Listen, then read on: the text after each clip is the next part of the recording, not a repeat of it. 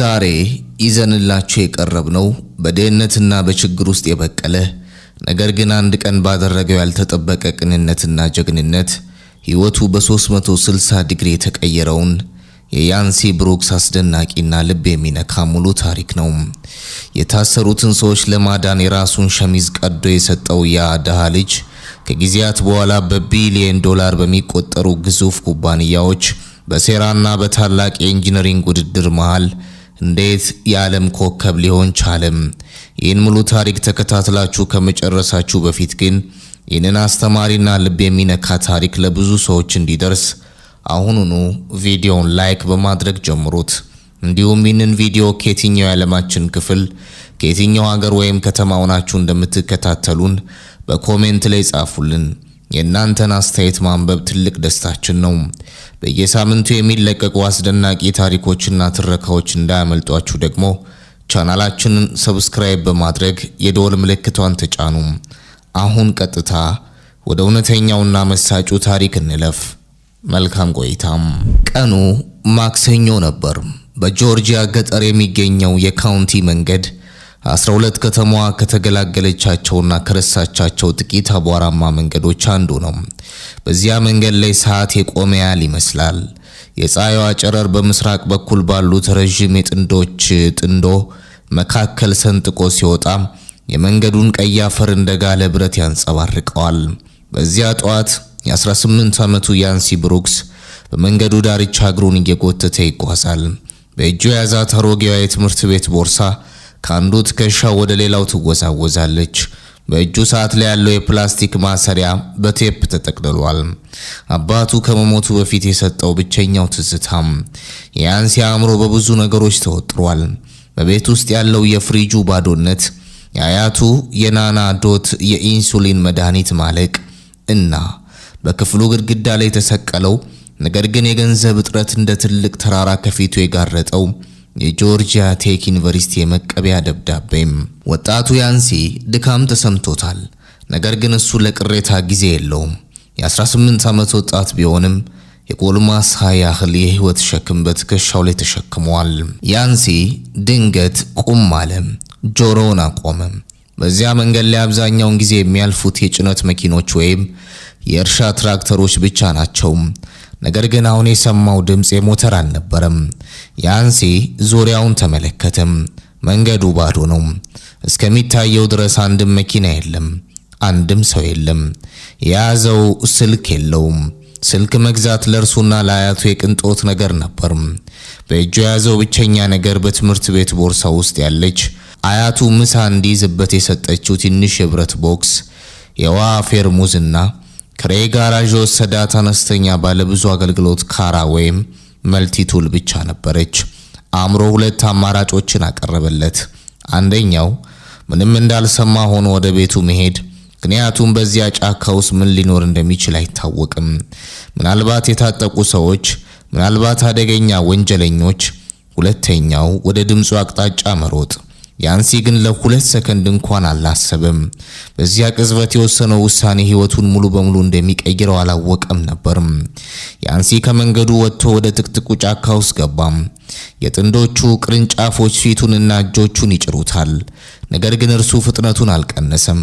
የጩኸቱ ድምጽ እየጎላ መጣም። ከድምጹ ጋር አብሮ የመጣው የፍርሃትና የህመም ስሜት በነፋሱ መካከል ይሸታል። ከ300 ሜትር ሩጫ በኋላ ያንሲ በጫካው መካከለኛ ክፍት ቦታ ላይ ደረሰም። ያየው ነገር ደሙ በደም ስር ውስጥ እንዲቀዘቅዝ አደረገው። 4 ግዙፍ ወንዶች በትልልቅ የጥንድ ዛፎች ላይ በወፍራም ሰንሰለት ታስረዋል። አካላቸው በደም ተሸፍኗል። የለበሱት የቆዳ ጃኬት የተቀደደ ሲሆን በፊታቸውና በደረታቸው ላይ ከባድ ድብደባ ምልክቶች ይታያሉ። ከነርሱ መካከል አንዱ ከዓይኑ በላይ ትልቅ ቁስል ያለበት፣ በደረቱ ላይ የኮምፓስ ኮከብ የተቀረጸበት ቀለበት ያደረገ ጎልማሳ ራሱን ስቶ ከግንዱ ጋር ተንጠልጥሏል። ያንሲ በጥንቃቄ እርምጃ እያለቀሰ ወደ ሰዎቹ ተጠጋም። ያንሲ በድንጋጤና በሹክሹክታ አምላኬ ሆይ ምን ተከስቶ ነው? ማን ነው ይህንን ያደረገባችሁ? ከታሰሩት አባላት አንዱ በህመም እየተነፈሰ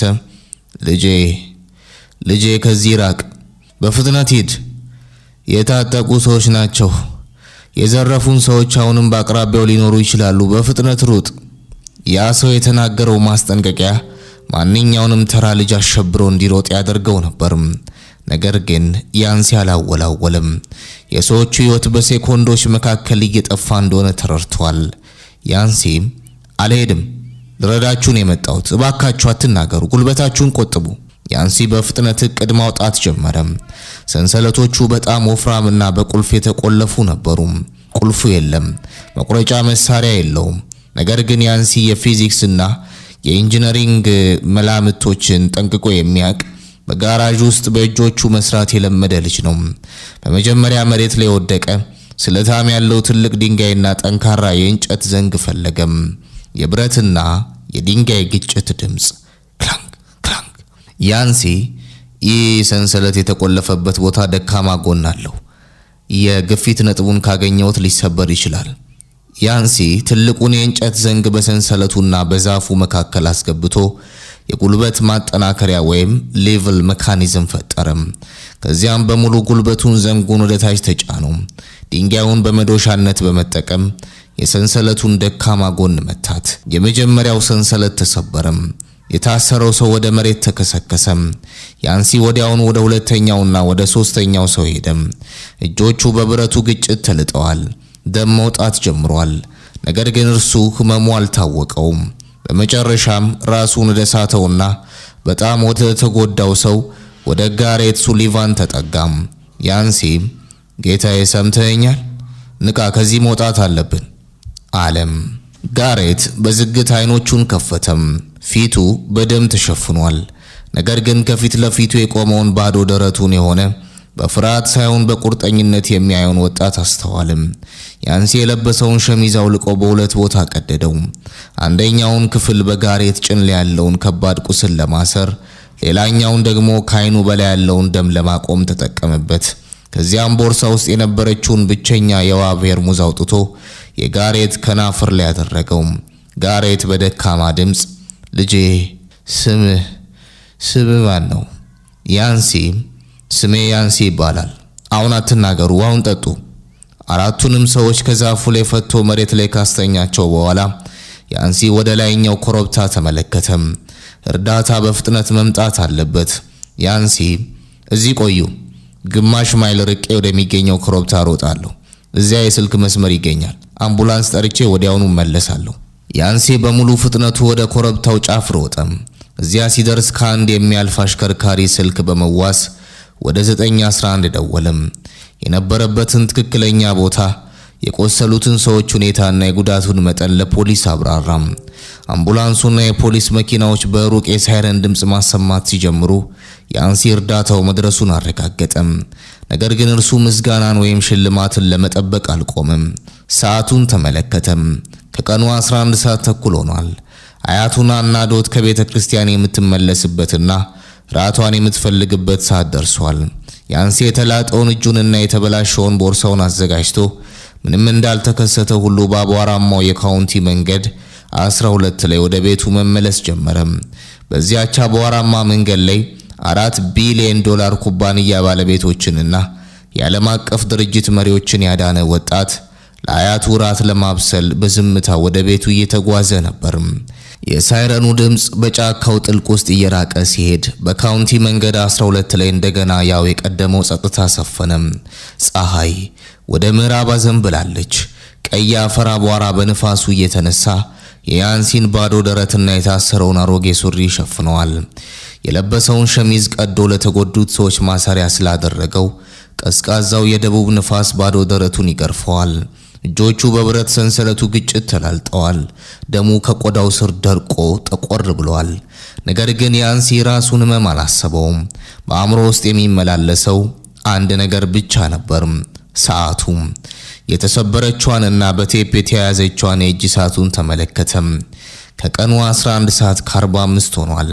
አያቱ ናና ዶት በየቀኑ ከቀኑ 12 ሰዓት ላይ ራት መብላት አለባት። የስኳር ታካሚ በመሆኗ የኢንሱሊን መድኃኒቷን ከመውሰዷ በፊት ምግብ መመገብ ግዴታዋ ነው። ያንሲ የቤቱን በር በጥንቃቄ ከፈተም። የብሮክስ ቤተሰብ ቤት አሮጌ ነው።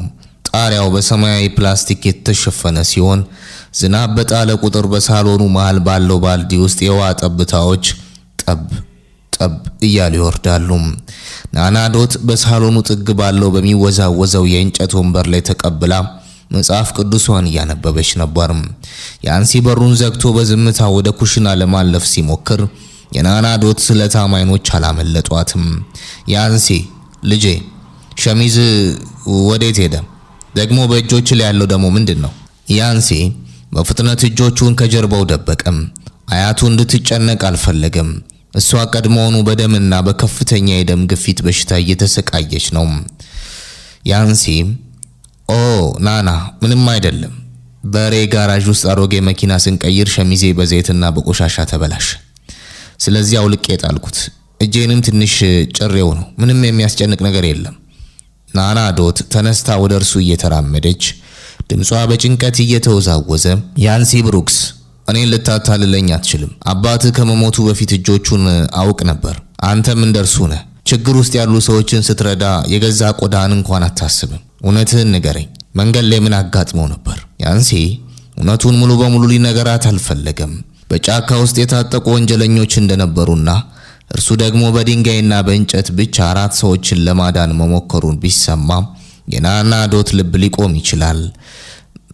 ያንሲ ናና፣ እውነቴን እልሻለሁ፣ እኔ ደህና ነኝ። መንገድ ላይ መኪናቸው የተበላሸባቸው ጥቂት መንገደኞችን ረድቼ ነው። አሁን ግን አትጨነቂ። እራትሽን ላዘጋጅልሽ። መድኃኒትሽን መውሰድ አለብሽ። ያንሲ በዚያች ትንሽ ኩሽና ውስጥ ቆሞ እራቱን ማዘጋጀት ጀመረም። የተጠበሰ ድንችና ጥቂት የአትክልት ቅጠሎችን በሳህን ላይ አቀረበም። ፍሪጁን ሲከፍተው ባዶነቱ ያስደነግጣል። በላይኛው መደርደሪያ ላይ የናናዶት የመጨረሻዋ የኢንሱሊን መርፌ ብቻ ቀርታለች። ቀጣዩን መድኃኒት ለመግዛት ቢያንስ $60 ያስፈልጋል። ያንሲ በጠረጴዛው ጥግ ላይ የተቀመጠችውን አነስተኛ የገንዘብ ዕቃ ተመለከተ። በውስጡ ያለው ገንዘብ $12 አይበልጥም። በዚያች ቅጽበት ያንሲ በጫካ ውስጥ ያዳናቸውን ሰዎች አሰበም። ያ በእጁ ላይ የኮምፓስ ኮከብ የተቀረጸበት ቀለበት ያደረገው ጎልማሳ ጋሬት ሱሊቫን በህመም እየተሰቃየ ያያቸው አይኖቹ በአእምሮ ውስጥ ተሳሉ። ያ ሰው ማን ነው? በእርግጥ ድኗል? አምቡላንሱ በጊዜ ደርሶ ይሆን? ያንሲ እነዚህን ጥያቄዎች በልቡ ይዞ ለአያቱ ራት አቅርቦ አብሯት ተቀመጠም። እኩለ ሌሊት ሆኗል። ዊንስሎ ስፕሪንግስ በጭልጥ ያለ እንቅልፍ ውስጥ ተኝታለች። ነገር ግን በብሩክስ ቤት ውስጥ ያንሲ አልተኛም። በትንሿ ክፍል ውስጥ ባለው አሮጌ የእንጨት ጠረጴዛ ላይ ተቀምጧል። ከፊት ለፊቱ አባቱ ከመሞቱ በፊት የተወለት በቁጥርና በስዕሎች የተሞላ አሮጌ ማስታወሻ ደብተር ተዘርግቷል። በደብተሩ ላይ ያንሲ የተበላሹ የሞተር ክፍሎችን፣ ድልድዮችንና የኃይል ማመንጫዎችን ንድፍ ወይም ኢንጂነሪንግ ስኬችስ በእርሳስ ይስላል። እርሱ መቼም ቢሆን ወደ ኢንጂነሪንግ ኮሌጅ መሄድ እንደማይችል ያውቃል። ገንዘብ የለውም። ነገር ግን በደብተሩ ላይ በሚስላቸው ንድፎች ውስጥ ነፃነቱንና ህልሙን ያገኛል። ከደብተሩ አጠገብ በግድግዳው ላይ ተቸንክሮ የተሰቀለው የጆርጂያ ቴክ ዩኒቨርሲቲ የመቀበያ ደብዳቤ አክሰፕተንስ ሌተር ይታያል። ደብዳቤው የመጣው ከ3 ወራት በፊት ነበር። ያንሲ በከፍተኛ ውጤት እንደተቀበሉት የሚገልጽ ደብዳቤ ነው። ነገር ግን የትምህርት ክፍያውና የመኖሪያ ወጪው ከእርሱ አቅም በላይ በመሆኑ ደብዳቤው በግድግዳ ላይ እንደ ህመም ማስታወሻ ሆኖ ቀርቷል። ያንሲ የእርሳሱን ጫፍ ደብተሩ ላይ አድርጎ በዕለቱ ያከናወነውን የሰንሰለት መቁረጥ ዘዴ በንድፍ መሳል ጀመረ። ያንሲ ለራሱ በሹክሹክታ ያወራ፣ የሰንሰለቱ የግፊት ነጥብ ድንጋዩ ያረፈበት ማዕዘን 45 ዲግሪ ነበር። ጉልበቱ የተጨመረበት የግርጌ እንጨት ድጋፍ ባይኖረው ኖሮ የሰንሰለቱ ብረት አይሰበርም ነበር። የሰው ልጅ አካል ያንን ያህል ጫና መቋቋም አይችልም። ያንሲ በንድፉ ላይ ተቀምጦ እያለ በዚያው ሌሊት በከተማው ሆስፒታል ውስጥ ሌላ ነገር እየተከሰተ ነበር። በካውንቲው ዋና ሆስፒታል ጥብቅ እንክብካቤ ክፍል አይሲዩ ውስጥ ጋሬት ሱሊቫን አይኖቹን ከፈተም። ከአይኑ በላይ ስፌት ተሰፍቷል። ከጎኑ ደግሞ የደምና የፈሳሽ ማደሪያ ፓይፖች ተገጥመውለታል።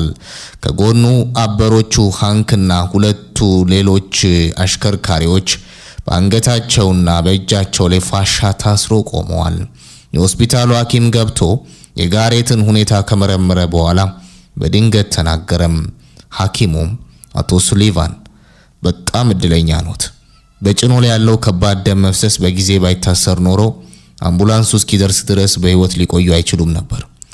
ደሙን ያሰሩላችሁ ሰው የሕክምና ባለሙያ ነው? ሃንክ ድምፁ እየተንቀጠቀጠ ዶክተር፣ የሕክምና ባለሙያ አይደለም። አንድ የ18 ዓመት ልጅ ነው። በጫካ ውስጥ አግኝቶን ሰንሰለቱን በድንጋይ ሰብሮ የራሱን ሸሚዝ ቀዶ ነው ያሰረልን።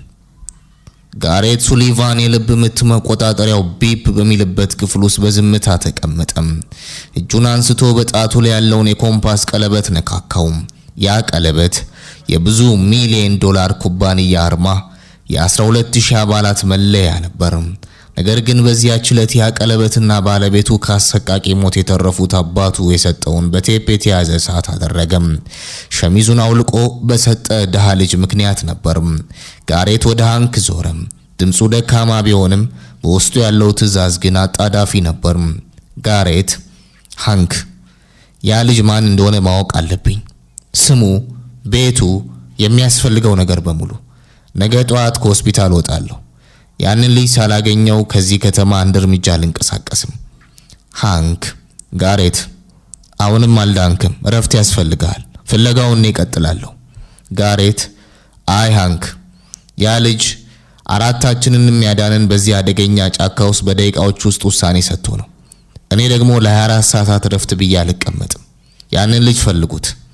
በዚያች ሌሊት በዌንስሎ ስፕሪንግስ ከተማ ውስጥ ትልቅ ፍለጋ ተጀመረ። ያንሲ ብሩክስ በትንሿ ክፍል ውስጥ ሆኖ በደብተሩ ላይ የኢንጂነሪንግ ንድፉን ሲስል ሕይወቱን፣ አያቱን እና ሙሉ ከተማዋን የሚቀይር አውሎ ንፋስ ወደ እርሱ እየገሰገሰ እንደሆነ አላወቀም ነበር። ያ ልጅ ያደረገው ነገር ተራ የበጎ አድራጎት ስራ አልነበረም።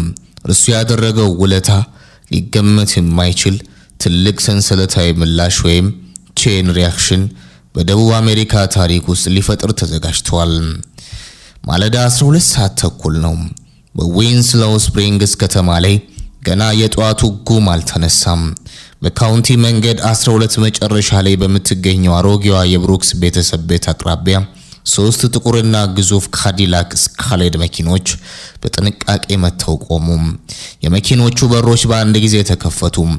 የለበሷቸው ጥቁር ሱፎችና በጆሮአቸው ላይ የተሰኩት የደህንነት የመገናኛ ሬዲዮኖች በዛች ድሃ መንደር ውስጥ በፍጹም የማይመጣጠን ትዕይንት ፈጥረዋል። በመካከለኛው መኪና አዛውንቱ ጋሬት ሱሊቫን ወረደ። በጭኑ ላይ ባለው ከባድ ቁስል ምክንያት በክራንች እየተደገፈ ይራመዳል። በግንባሩ ላይ ደግሞ አዲስ የተሰፋው ቁስል በፕላስተር ተሸፍኗል። ከጎኑ ሃንክና ሌሎች 2 የታጠቁ ጥበቃዎች ይከተሉታል። በቤቱ ውስጥ ያንሲ አያቱ ናና ዶት ሳሎን ውስጥ ተቀብላ መጽሐፍ ቅዱሷን እያነበበች እያለች የጧት ሻይ ሊያፈላ ኩሽና ውስጥ ነበር። የብርቱ የበር ማንኳኳት ድምፅ ሁለቱንም አስደነገጣቸው። ናና ዶት በድንጋጤ መነጽሯን እያስተካከለች ያንሲ፣ ልጄ፣ በዚህ ማለዳ በራችንን እንደሚያንኳኳው ማን ነው? ያንሲ፣ አላውቅም ናና፣ እኔው ከፍታለሁ፣ አትነሺ። ያንሲ እጆቹን በደረቁ ፎጣ እየጠረገ ወደ በሩ አመራም። በሩን ትንሽ ቀደም አድርጎ ሲከፍተው ከፊቱ የቆሙትን ግዙፍ መኪኖችና በሱፍ ያጌጡትን ሰዎች አይቶ ደነገጠ። ነገር ግን ትኩረቱ ወዲያውኑ በክራንቹ ወደ ተደገፈው አዛውንት ሄደ። ያንሲ በሰውየው ጣት ላይ ያለውን የኮምፓስ ቀለበት ወዲያውኑ ለየው። ያንሲ በግርምትና በደስታ በተቀላቀለበት ድምፅ እርሶ እኮ ትናንት በጫካ ውስጥ መኪና ውስጥ ሰብረው የነበሩት አዛውንት ኖት? ተረፉ? ደህና ኖት? አለም። ጋሬት ሱሊቫን በያንሲ ላይ አይኖቹን ተከለም። የልጁ ባዶ እግሮች፣ ያረጀው ሱሪና በደከመችዋ ቤት ውስጥ ያለው የድህነት ሁኔታ ሁሉንም ይናገራል። ነገር ግን የልጁ አይኖች በውስጣቸው የሚያበራው ቅንነትና የጀግንነት ብርሃን ጋሬትን ልቡን ነካው። ጋሬት ድምፁ በስሜት እየተንቀጠቀጠ አዎ ልጄ በህይወት አለው። አንተና አምላክ ባትኖሩ ኖሮ ግን ትናንት ማታ ህይወቴ እዚያው ጫካ ውስጥ ያበቃ ነበር። ናና ዶት በክራንች የተደገፈውን ሰውና ከጀርባው ያሉትን ጥበቃዎች ስታይ ደንግጣ ወደ በሩ መጣች። ናና ዶት፣ ያንሲ፣ እነዚህ ሰዎች እነማን ናቸው? ጋሬት ራሱን ዝቅ አድርጎ እጅ እየነሳ መቤቴ፣ ስሜ ጋሬት ሱሊቫን ይባላል። ትናንት ማታ በጫካ ውስጥ በደረሰብን ከባድ አደጋ አራታችንንም ካሰቃቂ ሞት ያዳነን የልጅ ልጅሽ ነው። እኔ መጣሁት ላመሰግነውና ዳይን ልከፍል ነው። ናና ዶት ግራ ተጋብታ ያንሲን ተመለከተች። ያንሲ ትናንት ማታ የነገራት ትንሽ መንገደኞችን ረድቼ ነው ያለው ታሪክ እውነቱን ለመሸፈን እንደነበር አሁን ገባት። ጋሬት ሱሊቫን እና ሃንክ በብሩክስ ቤት አሮጌ ሳሎን ውስጥ በወንበር ላይ ተቀመጡ። ያንሲና ናና ዶት ከፊታቸው ተቀብለዋል። ጋሬት ትናንት ማታ በጫካ ውስጥ የሆነውን ሁሉ ያንሲ እንዴት ሰንሰለቱን በድንጋይ እንደሰበረው የራሱን ሸሚዝ ቀዶ የደም መፍሰሱን እንደገታው ለናና ዶት በዝርዝር ነገራት። ናና ዶት ታሪኩን ስትሰማ እንባዋ በጉንጯ ላይ ይወርድ ነበር። ናና ዶት ያንሲን እያየች በኩራትና በስጋት አምላኬ ሆይ ያንሲ ልጄ የራስህን ሕይወት አደጋ ላይ ጥለን ይህንን ሁሉ ያደረግከው? ያንሲ ናና ማንም ቢሆን በዚያ ቦታ ቢገኝ የሚያደርገው ያንን ነው። ጋሬት ወዲያውኑ አቋረጠው። አይ ያንሲ ማንም ሰው አያደርገው። አብዛኛው ሰው ፍርሃት አሸንፎት ይሸሻል ወይም ፖሊስ እስኪመጣ ድረስ ይመለከታል። አንተ ግን የራስህን ደም ሰጥተህ ሕይወቴን ታደግ። ጋሬት ወደ ሃንክ ምልክት ሰጠም። ሃንክ ከጎኑ የያዘውን ጥቁር የቆዳ ቦርሳ አውጥቶ በጠረጴዛው ላይ ያቀረበው። ቦርሳው ሲከፈት በውስጡ የታሰሩ አዳዲስ $100 ኖቶች ተደርድረዋል። በጠረጴዛው ላይ ያለው ገንዘብ $100,000 ነበር። ጋሬት ያንሲ ይህ ገንዘብ ላደረከው ውለታ ክፍያ አይደለም። የሰው ሕይወት በገንዘብ አይለካም። ነገር ግን ይህ ገንዘብ ለአያቴ ሕክምና ወጪና ለአንተ ፈጣን ፍላጎቶች ይሁን። ከዚህ በተጨማሪ ደግሞ ሌላ ነገር አለኝ። ያንሲና ናና ዶት በጠረጴዛው ላይ ያለውን ገንዘብ አይተው በድንጋጤ ደንዝዘዋል። ያንሲ በሕይወቱ አቅራቢያ ያንን ያህል ገንዘብ አይቶ አያውቅም። ለአያቱ መድኃኒት መግዣ $60 አጥቶ ሲጨነቅ የነበረው ልጅ አሁን $100,000 ፊት ለፊት ቆሟል። ያንሲ በመደናገጥ ገንዘቡን ወደ ጋሬት እየገፋ አቶ ሱሊቫን አይ ይህ አይሆንም። እኔ ሰዎችን የረዳሁት ለገንዘብ ብዬ አይደለም። ይህን ገንዘብ መቀበል አልችልም። ናና ዶት ድምጿ እየተንቀጠቀጠ እርሱ ትክክል ነው አቶ ሱሊቫን፣ እኛ ድሆች ነን፣ ነገር ግን ቅንነታችንን አንሸጥም። ጋሬት በፍቅርና በጽናት ፈገግ እያለ እባካችሁ አትሳሳቱ፣ ይህ ልባችሁ ቅንነት ዋጋ ነው። ነገር ግን ያንሲ ግድግዳ ላይ የተሰቀለውን ደብዳቤ አየሁት። ጋሬት ሱሊቫን አይኖቹን ወደ ያንሲ ትንሽ ክፍል አዞረም። በግድግዳው ላይ የተቸነከረው የጆርጂያ ቴክ ዩኒቨርሲቲ የመቀበያ ደብዳቤና በጠረጴዛው ላይ የተዘረጉት የኢንጂነሪንግ ንድፎች የጋሬትን ትኩረት ስበውት ነበር። ጋሬት ያንሲ የጆርጂያ ቴክ መቀበያ ደብዳቤ አየው። ለምን አልተመዘገብክም? ያንሲ ራሱን ዝቅ አድርጎ የወጪው ነገር ነው። አያቴን ትቼ መሄድ አልችልም። ደግሞም የትምህርት ክፍያው ከኛም አቅም በላይ ነው። ጋሬት በጽኑ አቋም ከዛሬ ጀምሮ ያ ችግር አበቃ። እኔ የሱሊቫን ኢንዱስትሪዎች መስራችና ባለቤት ነኝ። ድርጅቴ በየዓመቱ በቢሊዮን የሚቆጠር ዶላር የሚያንቀሳቅስ የብረትና የኢንጂነሪንግ ግዙፍ ኩባንያ ነው። ያንሲ አንተ የተፈጥሮ የኢንጂነሪንግ አእምሮ አለ። ትናንት ማታ ያን ሰንሰለት የቆረጥክበት መንገድ የተማረ ኢንጂነር እንኳን በድንጋጤ ውስጥ ሆኖ የማያደርገው የፊዚክስ ስሌት ነው። ጋሬት ከኪሱ ወረቀት አውጥቶ በጠረጴዛው ላይ አስቀመጠም። ጋሬት አንድ በጆርጂያ ቴክ ዩኒቨርሲቲ ሙሉ የትምህርት ክፍያ ፉል ስኮላርሺፕ በሱሊቫን ፋውንዴሽን ይሸፈናል። 2 አያት ናና ዶት ወደ አትላንታ በላቀ ደረጃ ወደ ተገነባ የሕክምና ማዕከል ትዛወራለች። ሙሉ ሕክምናዋና ተንከባካቢዋ በኩባንያችን ይሸፈናል። 3 ትምህርትን ስታጠናቅቅ በሱሊቫን ኢንዱስትሪዎች ዋና ኢንጂነር ሆነ የምትሰራበት የረጅም ጊዜ ውል ይዘጋጅልሃል። ያንሲ በሰማው ነገር ማመን አቃተው። የመንደሩ ድሃ ልጅ በአሮጌው ቤቱ ሳሎን ውስጥ ሆኖ ሕይወቱ በ360 ዲግሪ ሲቀየር እያየ ነው። አያቱ ናና ዶት እጆቿን ወደ ሰማይ ዘርግታ ፈጣሪዋን ማመስገን ጀመረች። ናና ዶት አምላኬ ሆይ ምስጋና ይሁን፣ አምላኬ ሆይ ምስጋና ይሁን፣ የቅንነት አምላክ አልጣልከንም። ያንሲ ወደ መስኮቱ ተመለከተም። በካውንቲ መንገድ 12 ላይ የጧቱ ፀሐይ በድምቀት እያበራሽ ነበር። በጫካ ውስጥ የተከናወነው የጥቂት ደቂቃዎች የጀግንነት ውሳኔ አሁን ያንሲን የአያቱንና የሙሉ ቤተሰቡን ዕጣ ፈንታ ለዘላለም ቀይሮታል። ያንሲ ብሩክስ አሁን ከድሃው የመኪና መካኒክነት ወደ ታላቁ የኢንጂነሪንግ ዓለም ለመግባት የመጀመሪያውን እርምጃ ሊወስድ ተዘጋጅቷል። የካውንቲ መንገድ 12 ቀይ አፈር ከጀርባ ተቀየረ። ያንሲ ብሩክስ በመኪናው መስኮት በኩል ወደ ኋላ ዞሮ አሮጌዋን ቤታቸውን ተመለከተ። ያቺ ጣሪያዋ በሰማያዊ ፕላስቲክ የተሸፈነች በዝናብ ወቅት የውሃ ጠብታዎች የሚንጠባጠቡባት የብሩክስ ቤት አሁን በጉም ውስጥ ተሸፍና እያነሰች ትሄዳለች። በጥቁሩ ካዲላክ ስካይሌድ መኪና የኋላ ወንበር ላይ ናናዶት በጥበጥ ባለ ለስላሳ ብርድ ልብስ ውስጥ ተሸፍና ተቀብላለች። ከጎኗ የተመደበችው የሕክምና ነርስ የደም ግፊቷንና የስኳር መጠኗን በመሳሪያ እየተከታተለች ነው። ናናዶት አይኖቿ በእንባ ተሞልቶ የመስኮቱን መስታወት በፈገግታ ትዳብሳለች። ናናዶት በደስታና በስሜት በተሞላ ድምፅ ያንሲ ልጄ፣ ፈጣሪ መንገዳችንን በብርሃን ሞላው። ያቺን አሮጌ ቤት ትተን እንሄዳለን ብዬ በፍጹም አስቤ አላቅም ነበር። ያንሲ የአያቱን እጅ በደንብ አድርጎ እየያዘ ናና፣ አሁን ዋናው ነገር አንቺ በጥሩ ሕክምና መዳንሽ ነው። የተቀረውን ነገር በሙሉ እኔ እወጣዋለሁ። ከ3 ሰዓታት ጉዞ በኋላ መኪኖቹ በአትላንታ ከተማ በሚገኘው ዘመናዊ የስሎቫን የሕክምና ማዕከል ደረሱ። የናናዶት የሕክምና ክፍል ከ5 ኮከብ ሆቴል የማይወድቅ ነበር። የመስታወት መስኮቱ ወደ አትላንታ ከተማ የሰማይ ጠቀስ ህንጻ ያመለክታል። ምርጥ የልብና የስኳር ሕክምና ስፔሻሊስቶች ወዲያውኑ ምርመራቸውን ጀመሩ። ያንሲ አያቱ በሰላም ረፍት ማድረጓን ካረጋገጠ በኋላ በሃንክ አጃቢነት ወደ ጆርጂያ ቴክ ዩኒቨርሲቲ ግቢ አመራ። የጆርጂያ ቴክ የኢንጂነሪንግ ካምፓስ ግዙፍ ነበር። ግዙፎቹ የድንጋይ ህንጻዎች፣ ዘመናዊ ላቦራቶሪዎችና በቴክኖሎጂ የታጠቁ ክፍሎች ያንሲን አስደመሙት። ነገር ግን ያንሲ የለበሰው አሮጌ ጂንስና የቆዳ ጫማ ከተንቀሳቃሽ ውድ መኪኖቻቸው ከሚወርዱት የሀብታም ልጆች ጋር በፍጹም አይመጣጠንም ነበር። ተማሪዎቹ በንቀት አይን ይመለከቱታል። ያንሲ ግን ትኩረቱን አልበተንም። እርሱ የመጣው ለፋሽን አልነበረም።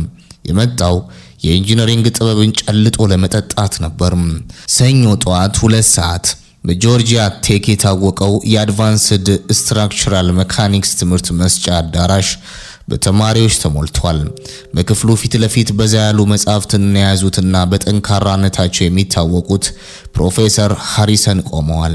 በክፍሉ የመጀመሪያ ረድፍ ላይ ደግሞ የቫንስ ኮርፖሬሽን ባለቤት ልጅ የሆነውና በቅንጡ አኗኗሩ የሚታወቀው ጁሊያን ቫንስ ከተከታዮቹ ጋር ተቀብሏል።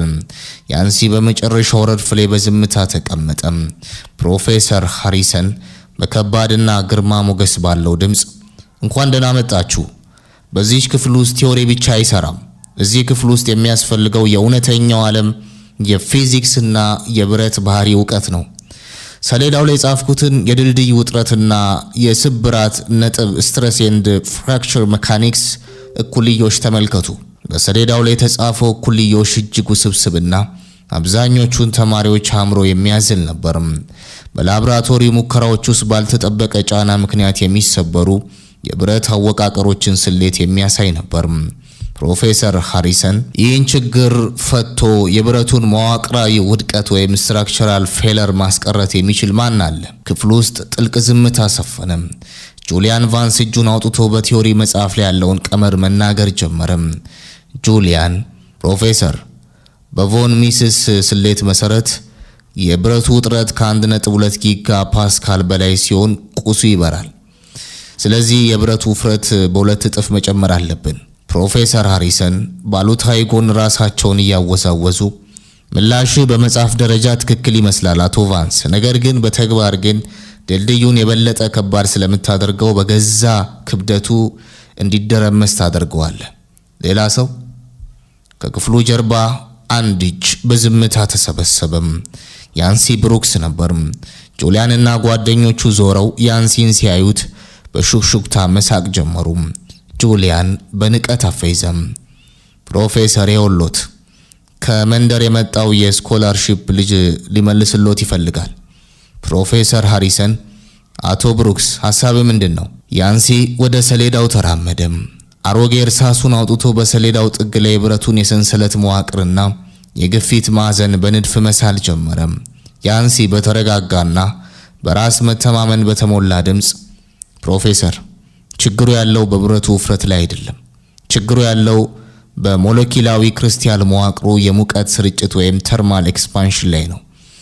የብረቱን ውፍረት ከመጨመር ይልቅ የካርቦን መጠኑን በ0.05 በመቶ በመቀነስ የግፊት ማዕዘኑን ወደ 45 ዲግሪ ከቀየር ነው ብረቱ ሳይሰበር ጫናውን ወዲያውኑ ወደ መሬት ያስረክበዋል። ፕሮፌሰር ሃሪሰን መነጽራቸውን አውልቀው ሰሌዳውንና ያንሲን ተመለከቱ።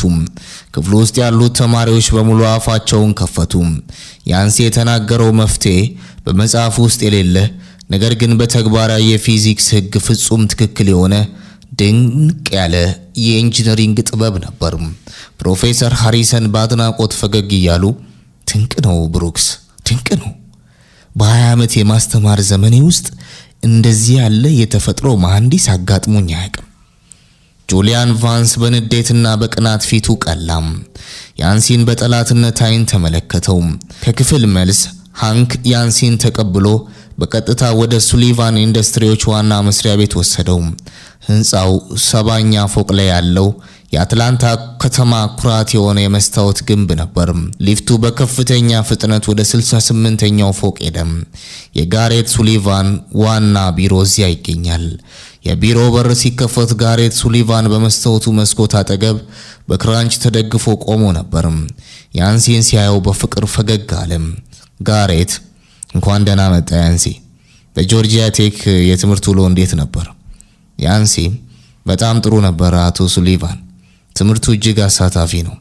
ጋሬት ጥሩ። አሁን ግን እዚህ የጠራው ለሌላ አጣዳፊ ነገር ነው። ተከተለኝ። ጋሬት ያንሲን ወደ ቢሮ የጀርባ ክፍል በሚገኘው የላቀ የጥናትና ምርምር ላብራቶሪ R&D ላብ ወሰደው። በላብራቶሪው መሃል በሰማያዊ ሌዘር ብርሃን የተከበበ አንድ ግዙፍ የሞተር አሟሟጭና የብረት ቅይጥ ወይም ተርባይን ፕሮቶታይፕ ይታያል። ጋሬት ያንሲ ይህ ፕሮጀክት ታይታን ይባላል። ኩባንያችን ባለፉት 5 ዓመታት ከ500 ሚሊዮን ዶላር በላይ አፍሶበታል። ይህ አዲስ የንጹህ ኃይል ማመንጫ አየር መንገድን፣ መርከቦችንና የኃይል ማዕከላትን የሚቀይር የቴክኖሎጂ ግኝት ነው። ነገር ግን በየሳምንቱ በተደረጉት ሙከራዎች በሙሉ የሞተሩ ዋና ክንፍ በከፍተኛ ሙቀት ምክንያት ይሰበራል። ምርጥ የሆኑት መሐንዲሶቻችን መፍትሄ ያጡለት። ያንሲ ወደ ሞተሩ ተጠጋም። አይኖቹ በሞተሩ ውስብስብ መዋቅር ላይ ተተከሉ። በጭንቅላት ውስጥ የፊዚክስ እና የጂኦሜትሪ ሕጎች እንደ መብረቅ ይመላለሱ ጀመር። አቶ ሱሊቫን የሞተሩ ክንፍ የሚሰበረው በሙቀቱ ምክንያት አይደለም፣ በንፋሱ የሚፈጠረው ጥቃቅን የድምጽ ሞገድ ወይም ሶኒክ ሪዞናንስ ብረቱን ስለሚያንቀጠቅጠው ነው አለ ያንሲ። ጋሬት ሱሊቫን በድንጋጤ አፉን ያዘ። የአገሪቱ ታላላቅ መሐንዲሶች በሱፐር ኮምፒውተር ያላወቁትን ሚስጥር ያንሲ በ3 ደቂቃ እይታ ተገነዘበው። ጋሬት ድምጹን ዝቅ አድርጎ በከባድ ኃላፊነት ያንሲ፣ አሁን የምነግርህን ሚስጥር ማንም ማወቅ የለበትም። ትናንት በዊንስሎው ስፕሪንግስ ጫካ ውስጥ በእኔ ላይ የደረሰውን አደጋ የመኪና መገልበጥ ብቻ አልነበረም። የመኪናዬ የፍሬን ገመድ ሆን ተብሎ የተቆረጠበት ሴራ ነበር። ያንሲ ደነገጠም። አዎ ልጄ፣ የቫንስ ኮርፖሬሽን ባለቤቶችና በኩባንያ ውስጥ ያሉ ከዳተኞች ይህ ፕሮጀክት ታይታን እንዳይሳካ ይፈልጋሉ። እኔን ገለው ፕሮጀክቱን ለመንጠቅ አቅደው ነበር። አንተ ግን ህይወቴን አትርፈ እቅዳቸውን አበላሸው። አሁን ደግሞ አንተንና አያትን አደጋ ውስጥ ላለመጣል መጠንቀቅ አለብን። በዚያች ቅጽበት ያንሲ ቀላል ተማሪ ብቻ እንዳልሆነ ገባው። እርሱ አሁን በቢሊዮን ዶላሮች በድርጅቶች ሴራና በከባድ ጠላቶች መሃል ወደ ተከሰተው ታላቅ የኢንዱስትሪ ጦርነት ውስጥ ገብቷል። በአትላንታ ከተማ ሰማይ ጠቀስ ህንጻዎች በላይ ከበበው የክረምት ደመና ከባድ ዝናብ ይዞ መጣ። በሱሊቫን የሕክምና ማዕከል 12ኛ ፎቅ ላይ በሚገኘው የነጠላ ሕክምና ክፍል ውስጥ ናና ዶት በሰላም ተኝታለች። የደም ግፊቷና የስኳር መጠኗ ወደ ትክክለኛው መስመር ተመልሷል። ያንሲ ከአያቱ አልጋ አጠገብ ባለው ወንበር ላይ ተቀብሎ በጆርጂያ ቴክ የተሰጠውን የላቀ የብረት ሳይንስ ወይም አድቫንስድ ሜታለርጂ መጽሐፍ ያነባል። እኩለ ሌሊት 6 ሰዓት ተኩል ሆኗል። የሕክምና ክፍሉ በር በጥንቃቄ ተከፈተ። የነርስ ልብስ የለበሰች አንዲት ሴት የሕክምና መድኃኒቶች የተጫኑበትን ጋሪ እየገፋች ወደ ክፍሉ ገባች። ፌስ ማስክ አድርጋለች። አይኖቿ ግን በስጋትና በችኮላ ይቃኙ ነበር።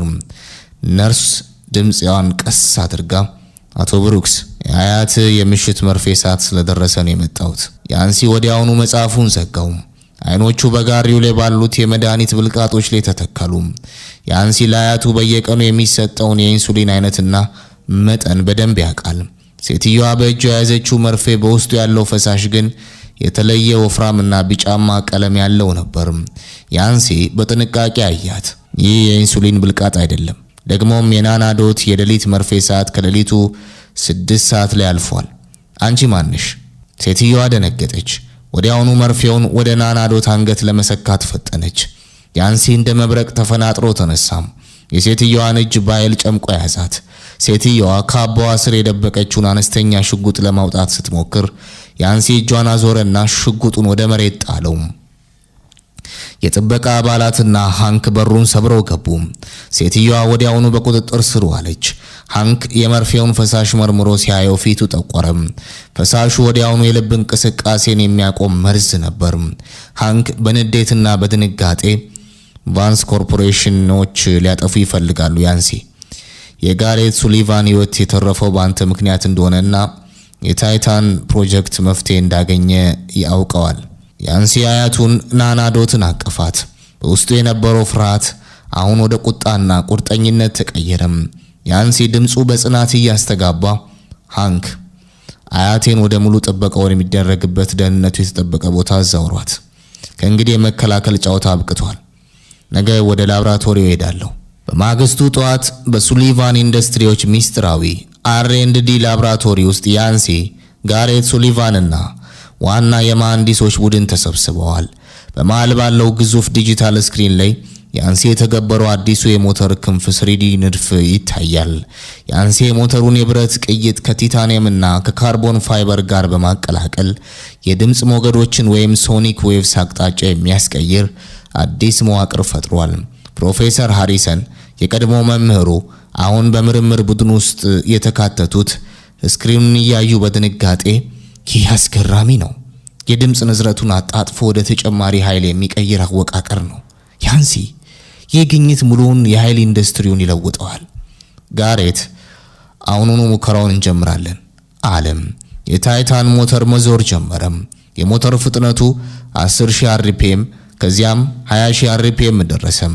የቀድሞዎቹ ሞተሮች በዚያ ፍጥነት ላይ ሲደርሱ በሙቀትና በንዝረት ምክንያት ይፈራርሱ ነበር። አሁን ግን ሞተሩ ፍጹም ጸጥታ ባለውና በከፍተኛ ኃይል ማመንጨት መቀጠል ቻለ። በላብራቶሪ ውስጥ ያሉ መሐንዲሶች በሙሉ በደስታ ጨፈሩ።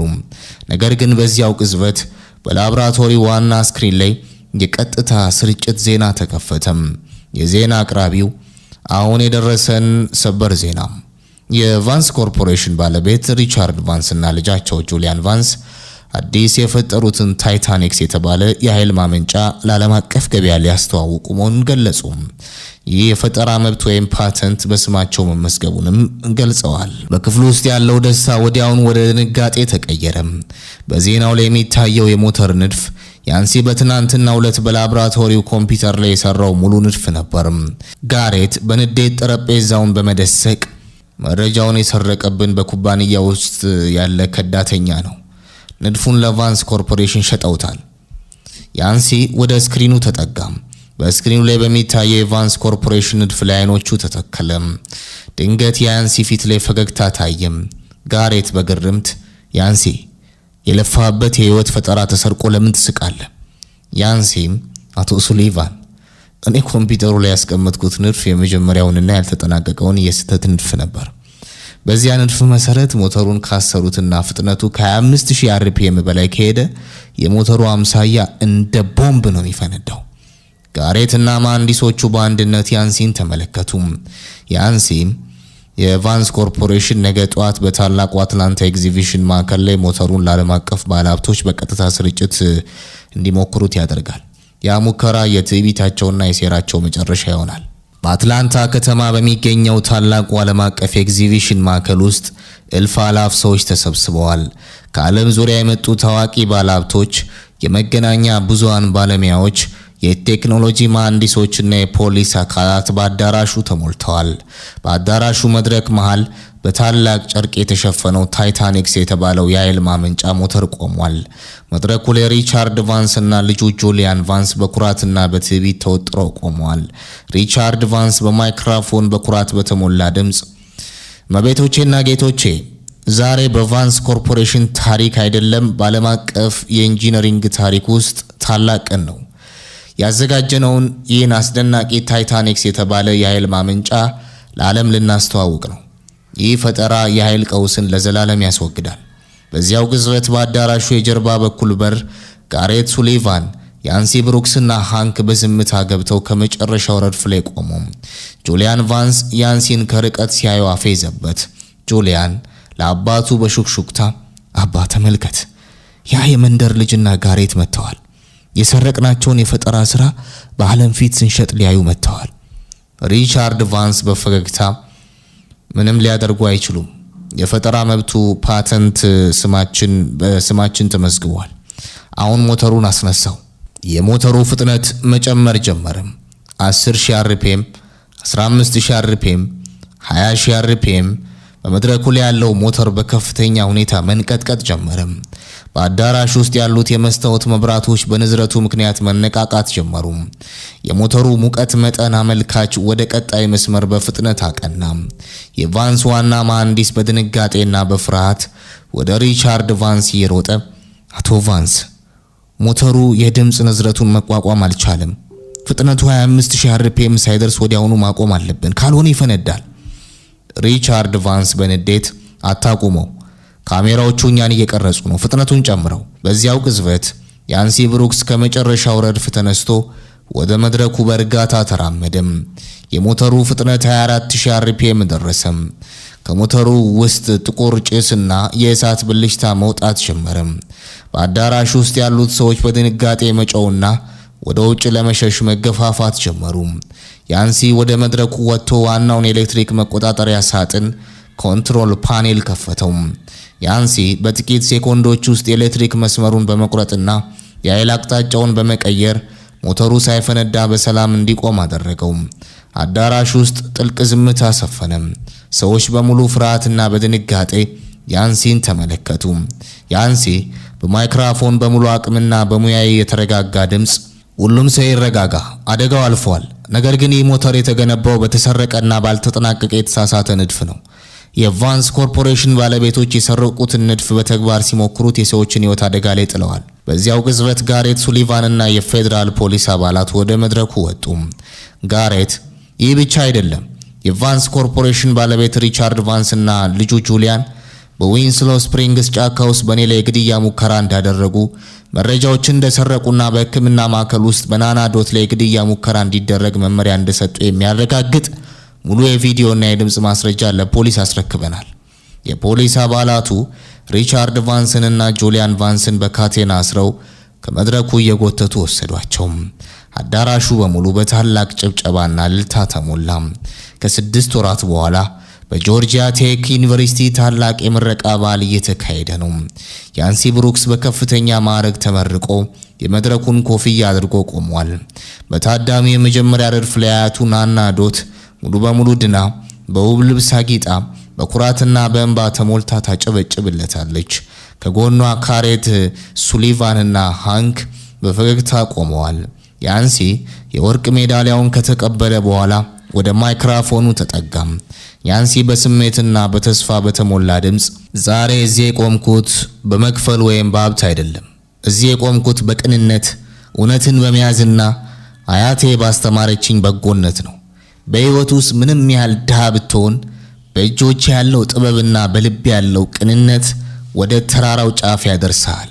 በካውንቲ መንገድ 12 አቧራ ውስጥ የጀመረው ታሪክ በጫካ ውስጥ የተደረገው የጥቂት ደቂቃዎች የጀግንነት ውሳኔ አሁን ለዓለም ታላቅ የብርሃንና የፍትህ አርአያ ሆኖ ተደመደመ። ያንሲ ብሩክስ የአትላንታው ታላቅ የኢንጂነሪንግ ኮከብና የብሩክስ ቤተሰብ ኩራት አዲሱን የታሪክ ምዕራፍ በድል አበሰረም። ታሪኩ ተጠናቀቀም።